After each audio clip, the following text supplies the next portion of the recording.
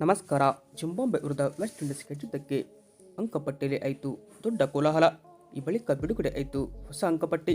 Zimbabwe ಹೊರಗೆ, Bharat ಸೆಮಿಫೈನಲ್ಗೆ entry. ಇದೆಲ್ಲ ಅಪ್ಡೇಟನ್ನು ಈ ಒಂದು ವಿಡಿಯೋದಲ್ಲಿ ತಿಳಿಸ್ಕೊಡ್ತಾ ಬರ್ತೇನೆ. ಆದ್ದರಿಂದ ದಯವಿಟ್ಟು ನೀವೇನಾದರೂ ಇನ್ನೂ ನಮ್ಮ ಒಂದು ಯೂಟ್ಯೂಬ್ ಚಾನಲ್ಗೆ ಸಬ್ಸ್ಕ್ರೈಬ್ ಆಗಿಲ್ಲ ಅಂದರೆ ಈ ಕೂಡಲೇ ಸಬ್ಸ್ಕ್ರೈಬ್ ಆಗಿ. ಹಾಗೆಯೇ ನೀವು ಟೀಮ್ ಇಂಡಿಯಾ ಈ ಬಾರಿ T20 ವಿಶ್ವಕಪ್ನಲ್ಲಿ ಸೆಮಿಫೈನಲ್ ಹಂತಕ್ಕೆ ಎಂಟ್ರಿ ಕೊಡುತ್ತೋ ಇಲ್ಲೋ ಎಂಬ ನಿಮ್ಮ ಅನಿಸಿಕೆಯನ್ನು ತಪ್ಪದೆ ಕಮೆಂಟ್ ಬಾಕ್ಸಲ್ಲಿ ಕಮೆಂಟ್ ಮಾಡಿ. ಇನ್ನು ವಾಂಖೇಡೆಯಲ್ಲಿ ನಡೆದ ಜಿಂಬಾಬ್ವೆ ಮತ್ತು ವೆಸ್ಟ್ ಇಂಡೀಸ್ ನಡುವಿನ ಪಂದ್ಯದಲ್ಲಿ ಮೊದಲು ಬ್ಯಾಟ್ ಮಾಡಿದ ವೆಸ್ಟ್ ಇಂಡೀಸ್ ತಂಡ ಶಿಮ್ರಾನ್ ಹೆಟ್ಮೇರ್ 85, ರೋಮನ್ ಪವೆಲ್ 59 ಇವರಿಬ್ಬರ ಜೊತೆ ಆಟದ ನೆರವಿನಿಂದ ವೆಸ್ಟ್ ಇಂಡೀಸ್ ತಂಡ ನಿಗದಿತ 20 ಓವರ್ಗೆ 8 ವಿಕೆಟ್ ಕಳೆದುಕೊಂಡು 254 ರನ್ಗಳ ಬೃಹತ್ ಮೊತ್ತವನ್ನು ಪೇರಿಸಿತ್ತು. ಇನ್ನು ಜಿಂಬಾಬ್ವೆ ತಂಡದ ಪರ ಬ್ಲೆಸ್ಸಿಂಗ್ ಮುಜರ್ಬಾನಿ 2 ವಿಕೆಟ್ ಪಡೆದರೆ ರಿಚರ್ಡ್ ನಗಾರ್ವಾ 2 ವಿಕೆಟ್ ಪಡೆದು ಮಿಂಚಿದರು. ಇನ್ನು ಈ ಒಂದು 255ರ ಗುರಿ ಪಡೆದಂತಹ ಜಿಂಬಾಬ್ವೆ ತಂಡ ಆರಂಭದಲ್ಲಿ ಆಘಾತವನ್ನು ಎದುರಿಸಿತು. ಕೇವಲ 17.4 ಓವರ್ನಲ್ಲಿ ತನ್ನೆಲ್ಲ ವಿಕೆಟ್ ಕಳೆದುಕೊಂಡು 147ಕ್ಕೆ ಆಲ್ಔಟ್ ಆಯಿತು. ಈ ಮೂಲಕ ವೆಸ್ಟ್ ಇಂಡೀಸ್ ತಂಡ 105 ರನ್ಗಳ ಬೃಹತ್ ಗೆಲುವು ದಾಖಲಿಸುವ ಮುಖಾಂತರ ಈ ಒಂದು ಸೂಪರ್ 8 ಪಂದ್ಯದಲ್ಲಿ ಅದ್ಭುತ ಗೆಲುವನ್ನು ದಾಖಲಿಸಿದರೆ, ಇತ್ತ ಜಿಂಬಾಬ್ವೆ ತಂಡದ ಪರ ಬ್ರಾಡ್ ಎವಾನ್ಸ್ ಅವರ ಅಜೇಯ ಆಟ ಗೆಲ್ಲಲು ಸಾಧ್ಯವಾಗಲಿಲ್ಲ. ಬ್ರಾಡ್ ಎವಾನ್ಸ್ 43 ರನ್ ಹೊಡೆದರೆ ಡಿಯಾನ್ ಮೇಯರ್ಸ್ 28 ರನ್ ಹೊಡೆಯಲು ಶಕ್ತರಾದರು.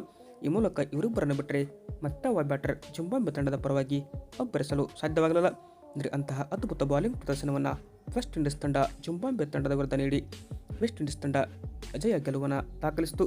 ಇನ್ನು ವಿಂಡೀಸ್ ತಂಡದ ಪರವಾಗಿ ಗುಡ್ಕೆಶ್ ಮೋಟಿ ಅವರು 4 ವಿಕೆಟ್ ಪಡೆದು ಮಿಂಚಿದರೆ ಅಕಿಲ್ ಹುಸೇನ್ 3 ವಿಕೆಟ್ ಪಡೆದು ಮಿಂಚಿದರು. ಅಂದರೆ ಇವರಿಬ್ಬರ ಸ್ಪಿನ್ ದಾಳಿಗೆ ಜಿಂಬಾಬ್ವೆ ತಂಡಕ್ಕೆ ಉತ್ತರಾಂತರೂ ಇರಲಿಲ್ಲ.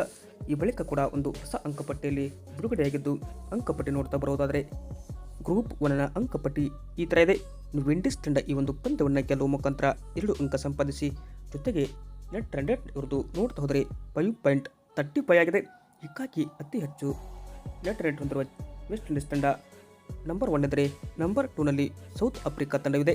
ಸೌತ್ ಆಫ್ರಿಕಾ ತಂಡ 1 ಪಂದ್ಯ ಆಡಿ 1 ಗೆದ್ದಿದೆ. ಇನ್ನು ಇವರು ಕೂಡ 2 ಅಂಕ ಸಂಪಾದಿಸಿ 3.80 ಇವರ ನೆಟ್ ರನ್ ರೇಟ್ ಆದರೆ, ನಂಬರ್ 3ರಲ್ಲಿ ಭಾರತ ಇದೆ. ಭಾರತ 1 ಪಂದ್ಯ ಆಡಿ 1 ಸೋತಿದೆ. ಹೀಗಾಗಿ ನೆಟ್ ರೇಟ್ -3.80 ಇದ್ದರೆ, ಇತ್ತ ಜಿಂಬಾಬ್ವೆ ತಂಡ 4ನೇ ಸ್ಥಾನದಲ್ಲಿ 1 ಪಂದ್ಯ ಆಡಿ 1 ಸೋತಿದೆ. ಹೀಗಾಗಿ -5.35 ಇವರ ನೆಟ್ ರೇಟ್ ಆಗಿದೆ. ಟೀಮ್ ಇಂಡಿಯಾ ಈ ಒಂದು ಸೆಮಿಫೈನಲ್ ಹಾದಿ ತಲುಪಬೇಕಾದರೆ ಸೌತ್ ಆಫ್ರಿಕಾ ತಂಡ ಉಳಿದ 2 ಪಂದ್ಯಗಳನ್ನು ಇಲ್ಲಿ ಗೆಲ್ಲಬೇಕು. ಹೀಗಾಗಿ ನಮ್ಮ ಭಾರತ ತಂಡ ವಿಂಡೀಸ್ ಮತ್ತು ಜಿಂಬಾಬ್ವೆ ವಿರುದ್ಧ ಉಳಿದ 2 ಪಂದ್ಯಗಳಲ್ಲಿ ಗೆಲುವು ದಾಖಲಿಸಿದರೆ ಮಾತ್ರ ಒಂದು ಸೆಮಿಫೈನಲ್ ಹಾದಿ ಖಚಿತವಾಗಲಿದೆ. ಇಲ್ಲದಲ್ಲಿ ಭಾರತಕ್ಕೆ ಸೋಲು ಕಟ್ಟಿಟ್ಟ ಬುತ್ತಿ. ಹೀಗಾಗಿ ಸೆಮಿಫೈನಲ್ ಹಾದಿಯಿಂದ ಹೊರಬೀಳುವ ಸಾಧ್ಯತೆಯೂ ಕೂಡ ಜಾಸ್ತಿ ಇದೆ. ಬಟ್ ಏನು ಆಗಲಿದೆ ಅಂತ ಕಾದೋಣ.